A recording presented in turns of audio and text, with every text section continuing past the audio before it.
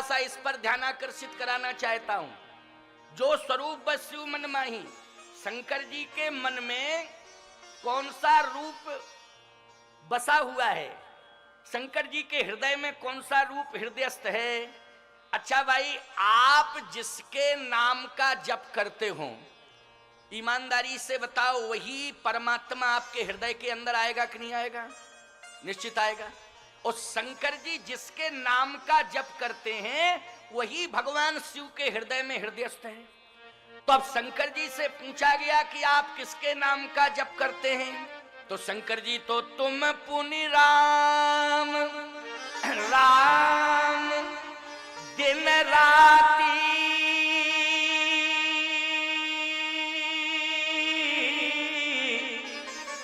और सादर जप हूं अनंग अरात। बोलो भगवान शंकर दिन रात राम राम राम राम राम, बोलो यही जपते हैं कि नहीं? तो शंकर जी के हृदय में राम जी बैठे कि नहीं बैठे? और बोलो आज मनु जी सगुण साकार रूप में श्री राम को ही प्राप्त करेंगे कि नहीं करेंगे? करेंगे। आपने स्वीकार कर लिया कि हाँ महाराज करेंगे। तब तक एक सज्जन खड़े होके बोले महाराज जी रुको रुको रुको रुको। मैंने कहा क्या बात है, क्या बात है? बोले इसमें हमें शंका है। मैंने कहा शंका क्या है?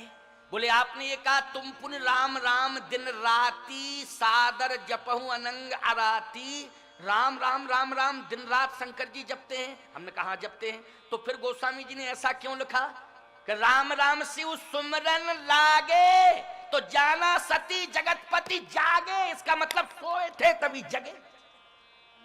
तो दिन रात कहां हो गया? अब कहां दिन रात है, आप ही बताएं। मैंने माथा पकड़ लिया, क्या बताऊं इसको, क्या समझाऊं, कैसे समझाऊं? अच्छा चौपाई ये भी है कि नहीं, राम राम शिव सुमरन लागे तो जाना सती जगतपति जागे। और एक चौपाई यह भी है जो मैं कह चुका हूं, तुम पुनि राम राम दिन राती, दिन और रात। तो कहे महाराज दिन रात अगर राम राम राम राम शंकर जी जपे, तो फिर ऐसा क्यों लिखा कि जाना सती जगतपति जागे? जागे मानी सोए थे, तो सोए थे तो राम राम कैसे कहे, आप ही बताओ। मैंने कहा शास्त्र कहता है, तुम समझते नहीं हो। शास्त्र कहता है, शास्त्र की बात माननी चाहिए। तो बोले शास्त्र क्या कहता है, आप बताइए। शास्त्र कहता है कि आप जब सोने लगे तो सोने के पहले आप राम राम राम राम राम राम राम राम राम राम कह के सो जाएं, और जब जागने लगे तो राम राम राम राम राम राम कह करके जागे। इससे होगा क्या? शास्त्र कहता है इससे ये होगा कि कोई भी प्राणी राम राम राम राम राम राम कह के सोएगा और राम राम राम राम कह के जगेगा, तो सोने और जागने के मध्य में जितनी भी श्वासाएं चलेंगी वो सब राम नाम के भजन से जोड़ दी जाएंगी। इसलिए सोते समय भी आपका भजन ही माना जाएगा। अब बोलो इसमें कोई घाटा है? ईमानदारी से बताओ। अब किसी भी पार्टी का आदमी हो राम राम कह के सो जावे तो कोई दिक्कत है? बताओ भैया, कौन परेशानी की बात है? फायदा ही है कि राम राम राम राम राम राम कह के हम सो रहे, राम राम राम राम कह के हम जगें, यही नियम है। वो आजकल बड़ी विडंबना है, आजकल लोग सोते हैं तो राम राम राम राम कह के नहीं सोते। आजकल लोग टेलीविजन देख के सोते। बोलो सोते कि नहीं सोते? घर घर में टीवी लगी है, टीवी देख के सोते हैं लोग। अच्छा जब जगते हैं तो राम राम राम राम कह के नहीं जगते हैं। शंकर जी राम राम कह के जगे, पार्वती जी समझ गई, सती जी समझ गई, मेरे पति जग गए क्योंकि राम राम कह रहे। वो आजकल की पत्नी समझ जाती है, पति जब जगता है कब समझती है? पति राम राम कहे तब नहीं समझती पत्नी जग गए। पति कहे चाय चाय चाय चाय तो पत्नी समझ जाती जग गए जग गए जग गए जग गए, तुरंत चाय की व्यवस्था करो। अच्छा बोलो चाय बना के ले जाती है, बेडई पे बैठे बैठे पी लेते हो कि नहीं पी लेते हो? वो चाय है कि जहर है, सोचो जरा।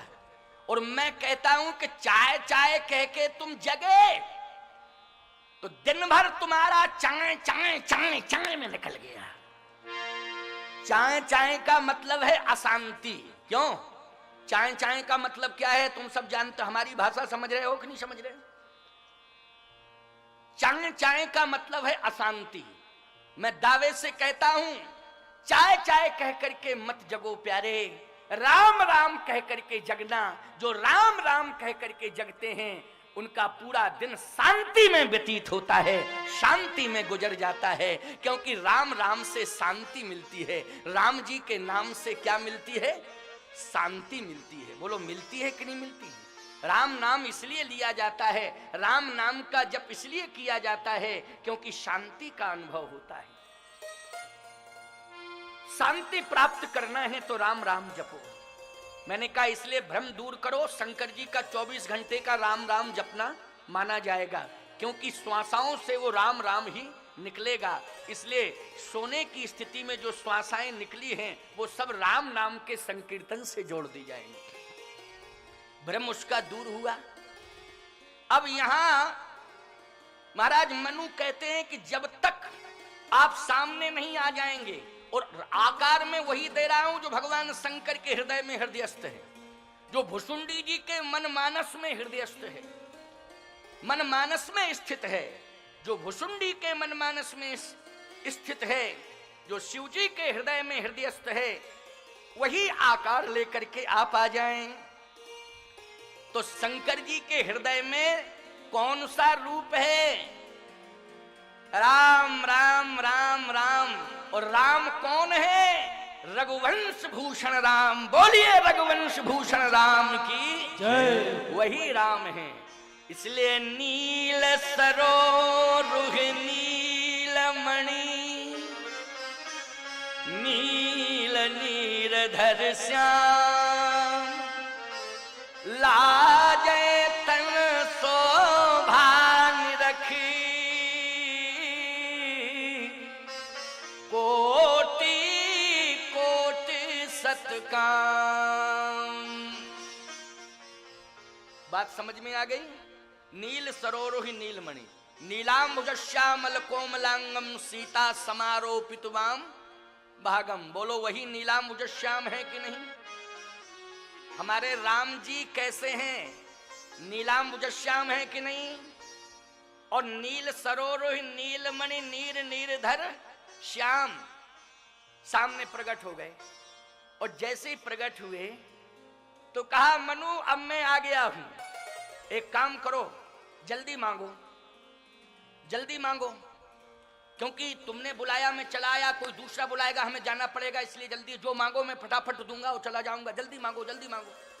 मनु जी बोले, जल्दी जल्दी मत कहो, हमको इतनी जल्दी नहीं है, जब आप फुर्सत में हो तब आ जाना, अभी चले जाओ। अगर ज्यादा जल्दी है तो हमें जल्दी वल्दी की जरूरत नहीं है, आप तो फुर्सत में हो जाओ तब आओ आराम से, फिर मैं मांग लूंगा, हमें कोई दिक्कत नहीं। शत्रुपा जी बोली, देखो आए हुए भगवान को वापस जो अति संवेदनशील है और थोड़ा सा टाइम लगेगा, ये मार्ग जो है समय से पहुंचाएगा, इसमें विलंब लग सकता है। तो लक्ष्मण जी ने तुरंत कह दिया कि आप इसकी चिंता मत करो, नक्सलियों से हम निपट लेंगे। जगमा सखा निशाचर जेते, लक्ष्मण हनई निमिषमा देते। इसलिए आप चिंता मत करो।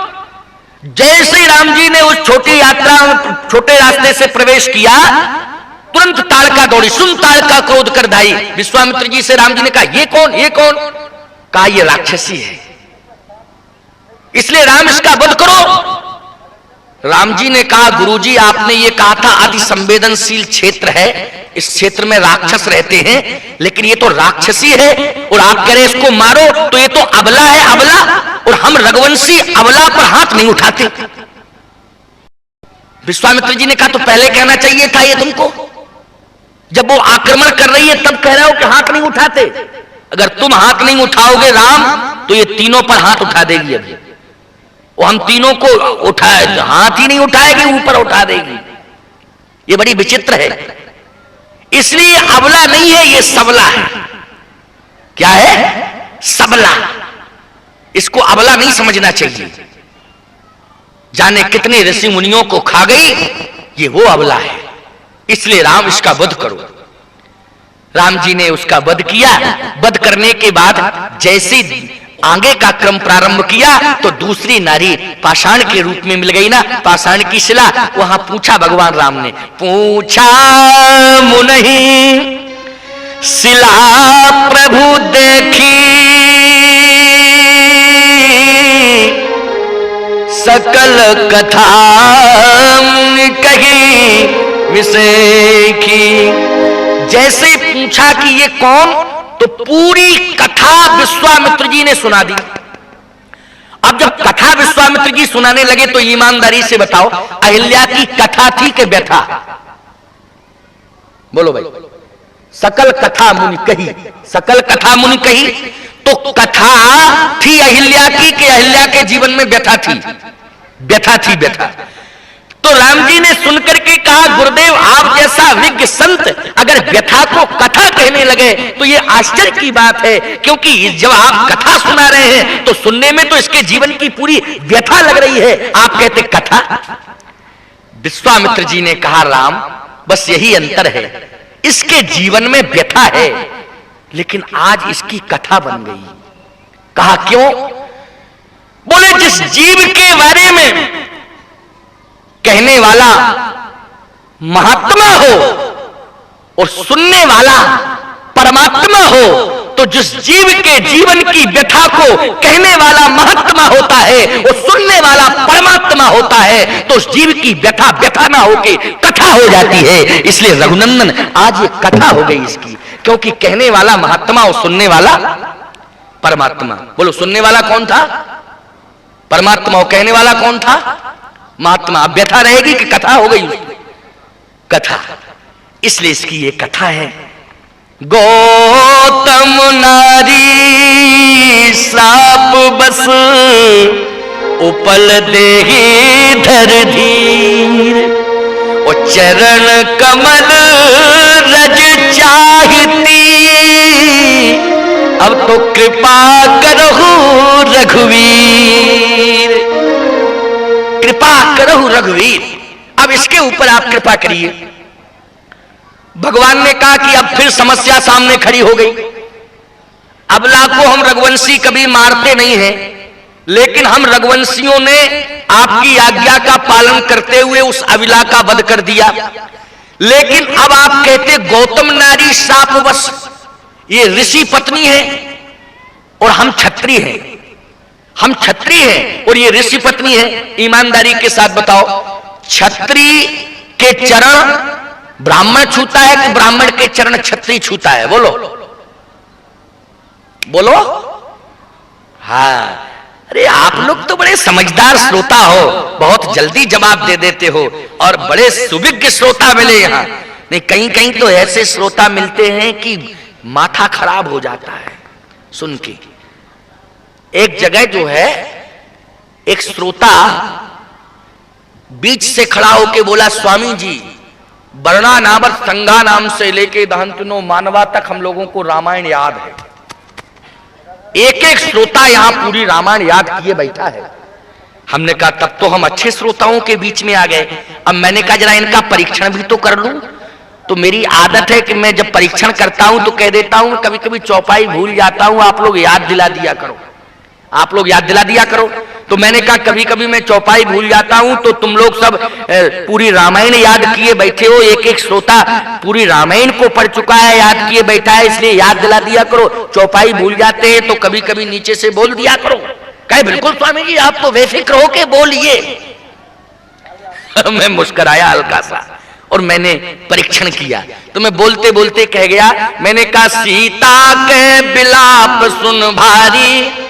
अब मैंने कहा नीचे की अर्धाली नहीं उठ रही, बताओ श्रोताओं। तो जो श्रोता खड़ा हुआ था वही खड़ा हो गया, उसने कहा नीचे की अर्धाली है मंगल भवन मंगल हारी। मैंने कहा कहीं का ईंट कहीं का रोड़ा, भानुमती ने कुनवा जोड़ा। तो यहां का श्रोता मुझे बड़ा विज्ञ श्रोता लग रहा है, शांति से कथा सुन रहा है। भगवान की बहुत बड़ी कृपा। तो मैं निवेदन करना चाहता हूं, भगवान श्री राम ने कहा गुरुदेव ये तो धर्म संकट पैदा कर दिया आपने, चरण कमल रज चाहती, कृपा करो रघुवीर।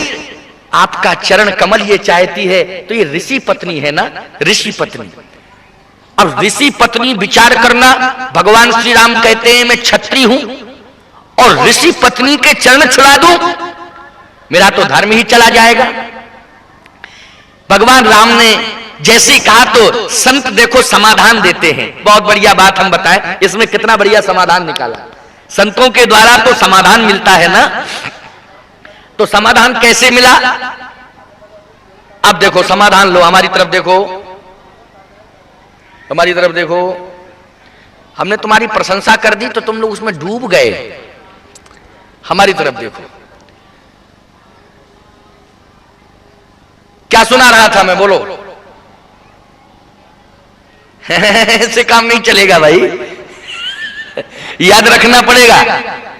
माताएं तो बहुत ध्यान से सुन रही हैं, बहुत ध्यान से सुन रही हैं। अच्छा क्या बोल रहे थे बताओ? हाँ, देवियां उत्तर दे रही हैं, चरण कमल रज चाहती कृपा करो रघुवीर। लेकिन समस्या यह है कि ये ऋषि पत्नी है और मैं चरण छुआ दूं तो मेरा धर्म नष्ट हो जाएगा। और रामो विग्रहवान धर्म, राम साक्षात धर्म है, और धर्म क्या ये अधर्म कर सकता है? बोलो कि चरण छुआ देंगे राम जी तो राम जी कहते हमारा धर्म नष्ट हो जाएगा। विश्वामित्र जी महाराज ने कहा राम जी एक ही समाधान है, पहले तो आप हमारी आज्ञा का पालन करते हुए चरण छुआएं, फिर मैं बताऊंगा ना उपाय। कहे गुरुजी ऐसा ना हो कि धर्म भी चला जाए और फिर उपाय भी ना बता पाओ, तो फिर बड़ी समस्या हो जाएगी। कहे नहीं राम, एक ही उपाय है, पहले तो तुम चरण छुआओ। अच्छा, राम जी ने गुरु आज्ञा का पालन किया तो जैसे चरण छुलाया तो प्रकट हो गई पत्थर से, और जैसे ही प्रकट हुई तो प्रकट होकर के वह कहती है कि मेरा जीवन धन्य हो गया, चरणों का आश्रय पाकर के, चरण रज पाकर के मैं कृतार्थ हो गई। तो भगवान ने अहिल्या से कहा कि अहिल्या तुम्हें कैसा लग रहा है? तुम ऋषि पत्नी हो, मैं क्षत्रिय वंशावतंश हूं, मैंने चरण छुलाया, क्या तुम्हें अपमान नहीं लगा? कहे नहीं सरकार, मैं तो कृतार्थ हो गई। कहा क्यों? कहे विकल्प यही तो था, चरण रज से ही कल्याण हो सकता था, मेरा उद्धार हो सकता था। कहा क्यों? कहा रज से ही पतन हुआ था और रज से ही उत्थान होगा। रज से पतन हुआ था, हाँ, तो फिर जिस रज से पतन हो सकता है अहिल्या, उस रज से उत्थान कैसे हो गया? अहिल्या ने कहा सरकार अंतर है रज में। कहा क्यों? कहे जब मेरा पतन हुआ था वह रज काम से जुड़ी थी, लेकिन जिस रज से मेरा उत्थान हुआ है वह राम से जुड़ी है, इसलिए राम से रज जुड़ चुकी है, इसलिए राम रज ने मेरा उत्थान किया है, राम रज ने मेरा उद्धार किया है, इसलिए मैं कृतार्थ हो गई हूं। समझ रहे हो बात? समझ में आ रही ना? इसलिए मेरा उद्धार हो गया, मैं तो कृतार्थ हो गई हूं। रघुनंदन राघव राम, जितने भी पत्थर थे उस वन के, वो पत्थर सब प्रसन्न हो गए। लक्ष्मण जी ने कहा पत्थरों तुम क्यों प्रसन्न हो रहे हो?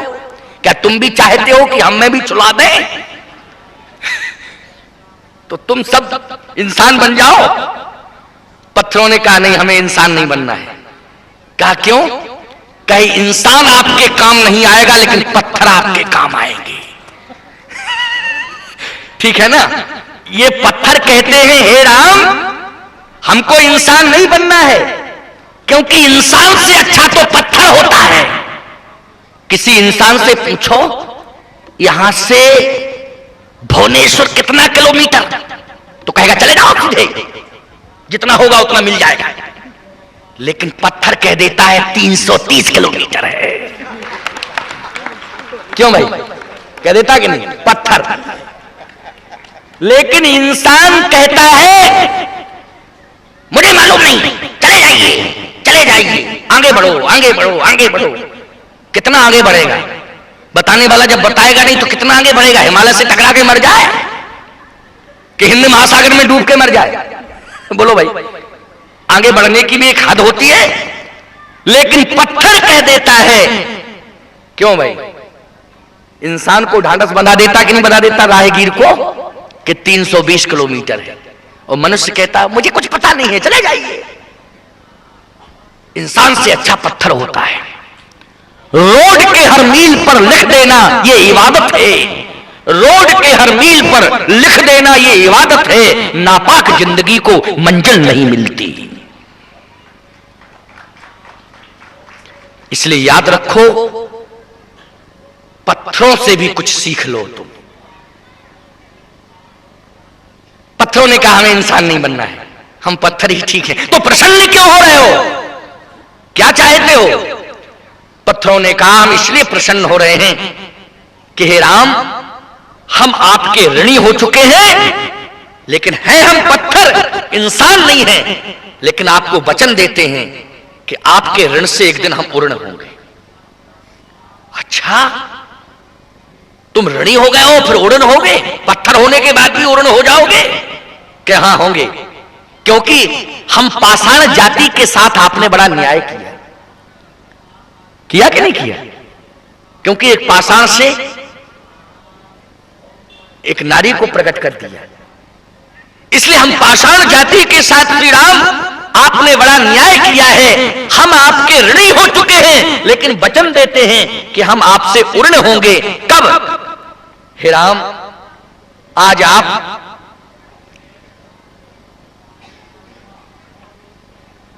आप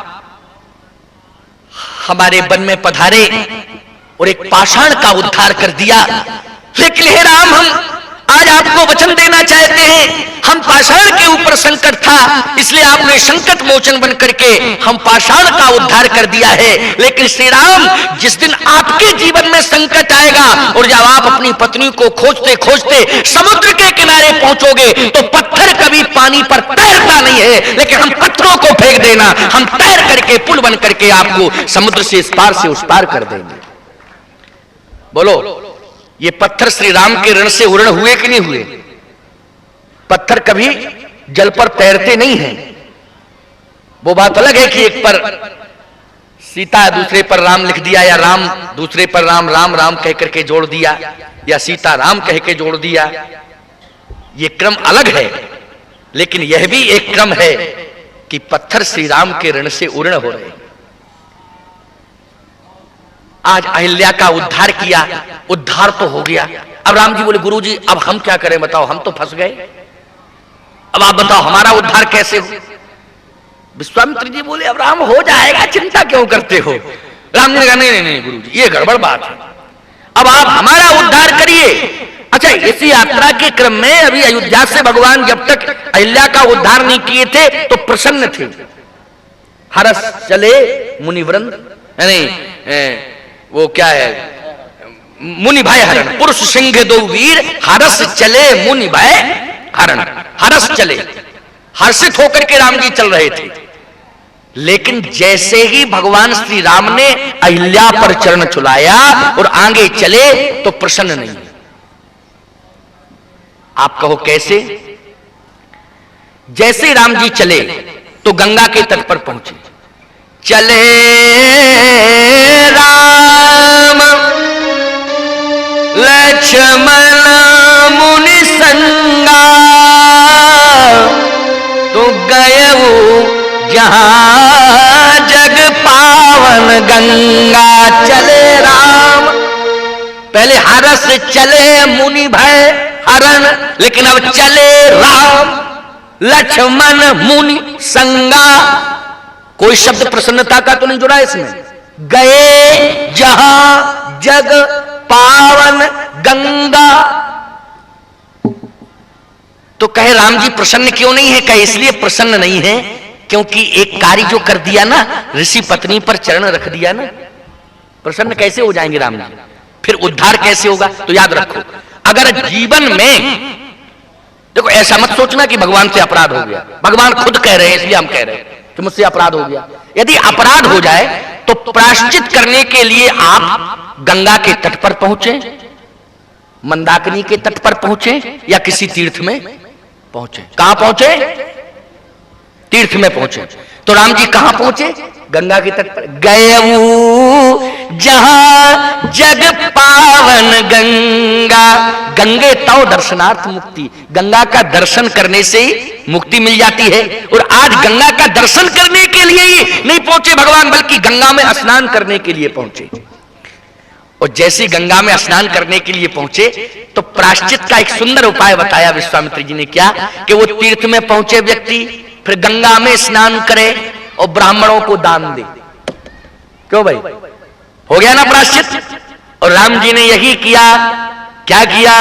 बोले चले राम लक्ष्मण मुनि संगा, गए वो जहां जग पावन गंगा। चले वो राम लक्ष्मण मुनि संगा, गए वो जहां जग पावन गंगा।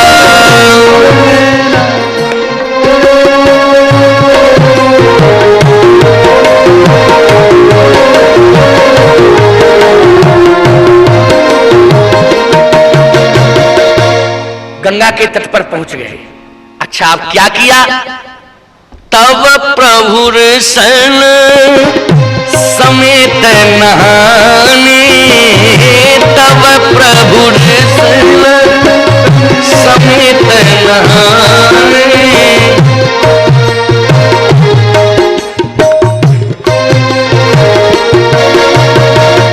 भगवान ने ऋषि के साथ स्नान किया गंगा में।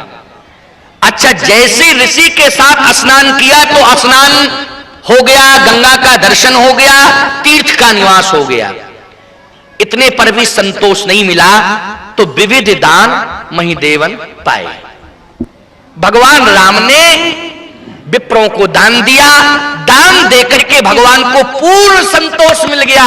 फिर तो गोस्वामी जी को लिखना पड़ा कि हरस चले मुनि वृंद सहाया, तब बेग विदेह नगर निय राया।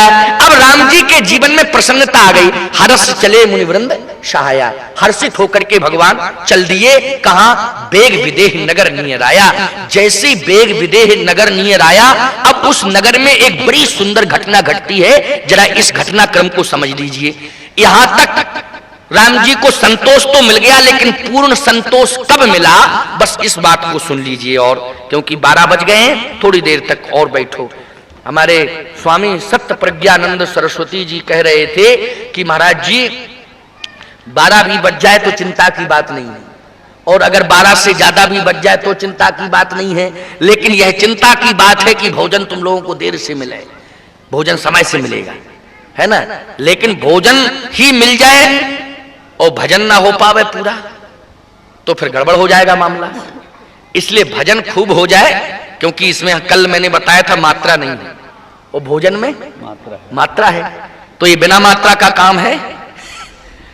इसलिए थोड़ा सा समय और देखें आप, फलश्रुति और सुन लीजिए। फिर इस कथा को फिर आगे बढ़ाएंगे। अभी तो हमको 2 दिन और बोल रहे हैं ना, कल और परसों। कल कै तारीख है?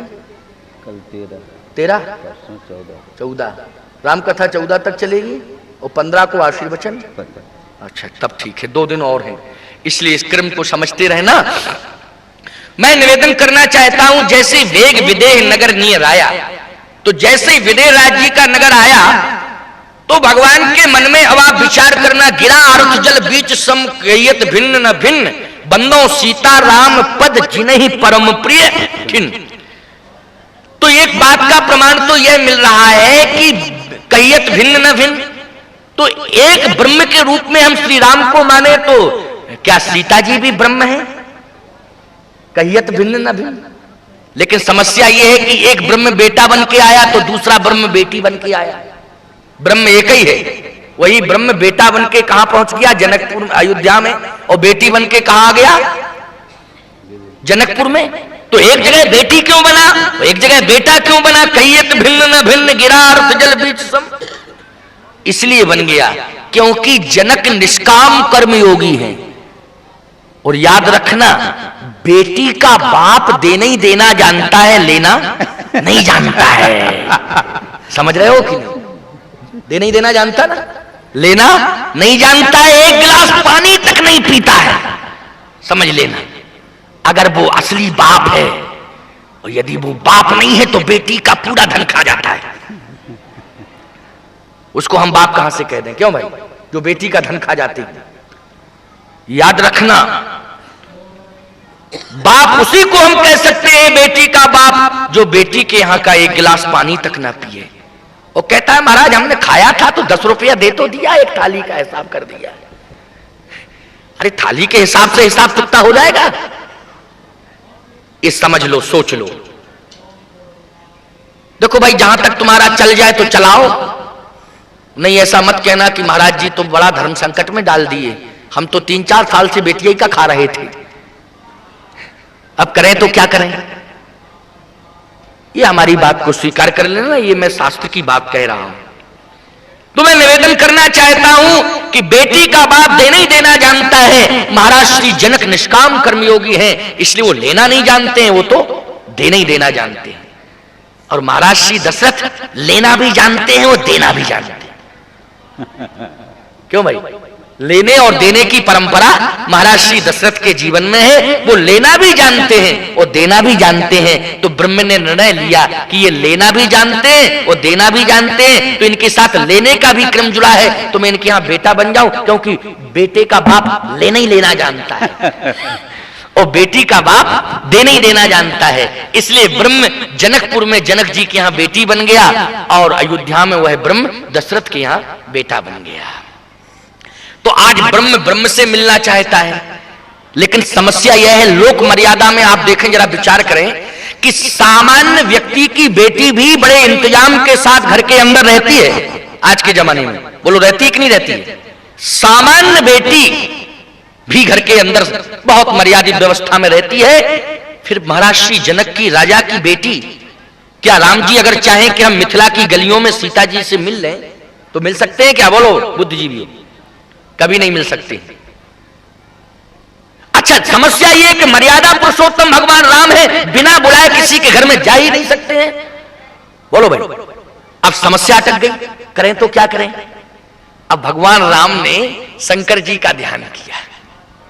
देखो शंकर जी भी बड़े विचित्र हैं जैसे ध्यान किया शंकर जी का, तो शंकर जी प्रकट हो गए। शंकर जी ने कहा बताएं सरकार, आज्ञा करें, कैसा याद किया? राम जी ने कहा इसलिए याद किया कि तुम्हें याद होना चाहिए कि एक बार जब तुम्हारे ऊपर संकट आया तो मैं तुम्हारे कारण नारी बना था क्यों भाई? तुम्हारे कारण में भगवान विष्णु ने मोहिनी का रूप बनाया था कि नहीं बनाया था? बोलो, कब बनाया था?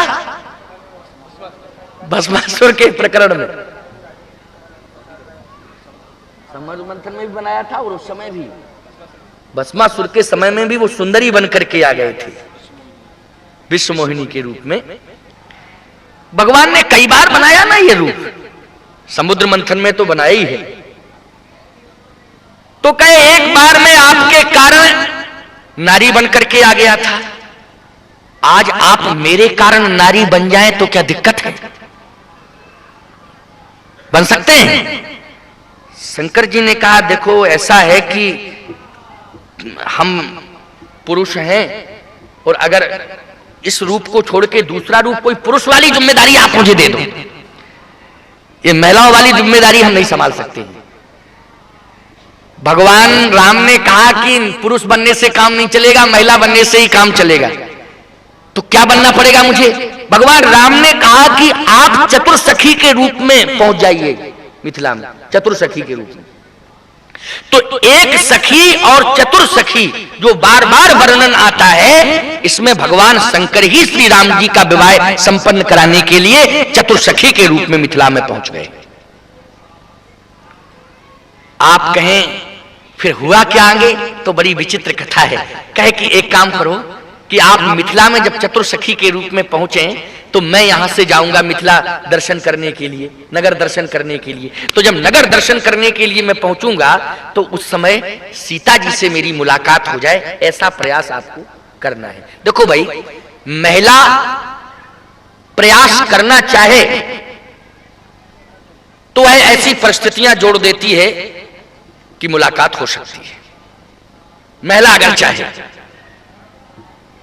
तो कहेगी आपका अगर प्रयास हो जाएगा तो निश्चित रूप से। देखो भगवान श्री राम का जो दृष्टिकोण है वो बड़ा उपासनात्मक दृष्टिकोण है, समझ रहे हो ना? ब्रह्म ब्रह्म से मिलना चाहता है ना, कुछ लोग कहते हैं ब्रह्म शक्ति से मिलने के लिए गया। मैं तो कहता हूं चाहे ब्रह्म शक्ति से मिलने गया हो या ब्रह्म से मिलने गया हो, लेकिन इस मुलाकात के क्रम में वरीयता किसको दी जाएगी? भगवान शंकर को। भगवान शंकर जैसे ही पहुंचे मिथिला में, तो आप विचार करना, इधर भगवान श्री राम ने गुरुजी से प्रार्थना किया। क्या प्रार्थना किया?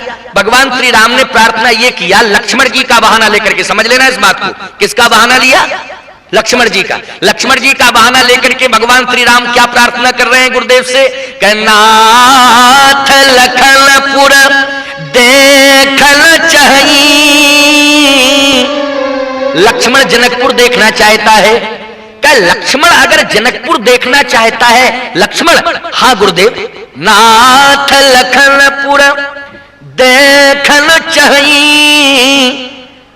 विश्वामित्र जी बोले, राम जब लखनपुर देखना चाहिए तो काहे न कहीं। जब लक्ष्मण जनकपुर देखना चाहता है तो लक्ष्मण क्यों नहीं कह रहा है? तुम क्यों कह रहे?